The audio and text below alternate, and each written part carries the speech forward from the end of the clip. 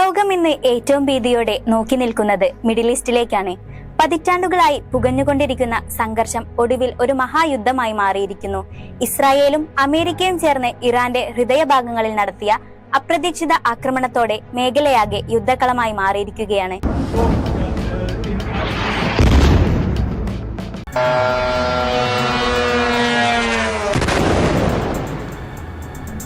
കേവലം ഒരു അതിർത്തി തർക്കം മാത്രമല്ല ഇത്, മറിച്ച് ലോകക്രമത്തെ തന്നെ മാറ്റിമറിക്കാൻ പോകുന്ന ഒരു വലിയ പോരാട്ടത്തിന്റെ തുടക്കമാണ്. അമേരിക്കയുടെയും ഇസ്രായേലിന്റെയും യുദ്ധവിമാനങ്ങൾ ഇറാന്റെ തലസ്ഥാനമായ ടെഹ്റാനിലും ഖൊറമാബാദ്, ഇസ്ഫഹാൻ തുടങ്ങിയ തന്ത്രപ്രധാന നഗരങ്ങളിലും വൻതോതിലുള്ള ബോംബാക്രമണമാണ് നടത്തിയത്.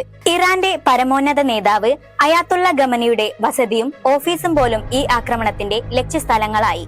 ഇതോടെ ഇറാന്റെ ഭാഗത്തു നിന്നും ശക്തമായ പ്രതികരണമുണ്ടായി. ഇസ്രായേലിലെ പ്രധാന നഗരങ്ങളായ ഹൈഫ, ടെൽ അവീവ്, ഗലീലി എന്നിവിടങ്ങളിലേക്ക് മിസൈലുകൾ വർഷിച്ചുകൊണ്ട് ഇറാൻ ഔദ്യോഗികമായി യുദ്ധം പ്രഖ്യാപിച്ചു.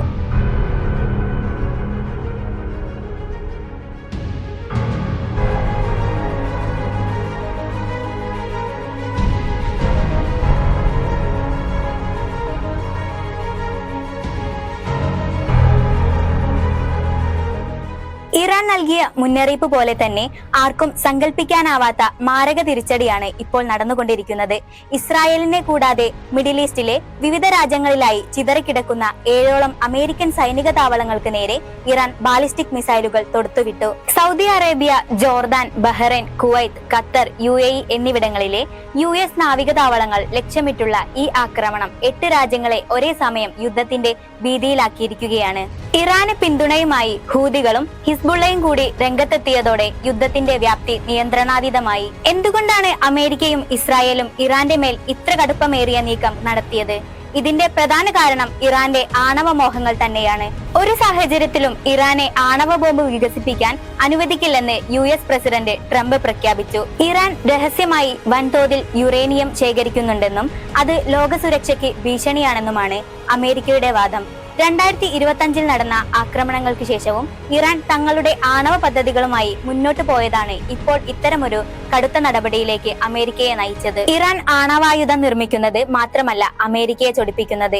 ഇസ്രായേലിന്റെയും അമേരിക്കയുടെയും പ്രധാന ശത്രുക്കളായ ഹമാസ്, ഹിസ്ബുള്ള, ഹൂതികൾ എന്നിവർക്ക് ഇറാൻ നൽകുന്ന പരസ്യമായ പിന്തുണയും ഈ യുദ്ധത്തിന് കാരണമായി. ഗാസ യുദ്ധ സമയത്ത് ഈ ഗ്രൂപ്പുകൾ നടത്തിയ നീക്കങ്ങൾ അമേരിക്കയെ കൂടുതൽ പ്രകോപിപ്പിച്ചു. തങ്ങളുടെ നിബന്ധനകൾ അംഗീകരിക്കാൻ ഇറാൻ തയ്യാറാകാത്ത സാഹചര്യത്തിൽ ഇനി ചർച്ചകൾക്കില്ലെന്നും നേരിട്ടുള്ള സൈനിക നടപടികൾക്ക് മാത്രമേ ഉള്ളൂ എന്ന ഉറച്ച നിലപാടിലാണ് ട്രംപ്. ഈ യുദ്ധം എവിടെ ചെന്ന് അവസാനിക്കുമെന്ന് ആർക്കും പ്രവചിക്കാൻ കഴിയില്ല. ഇന്ധനവില വർധനവ് മുതൽ ആഗോള സാമ്പത്തിക മാന്ദ്യം വരെ ലോകം കാത്തിരിക്കേണ്ടി വരും. സമാധാനത്തിനുള്ള വാതിലുകൾ അടയ്ക്കുകയും ആയുധങ്ങൾ സംസാരിക്കുകയും ചെയ്യുന്ന ഈ സാഹചര്യം ഭൂമിയുടെ ഭാവി തന്നെ അപകടത്തിലാക്കുന്നു.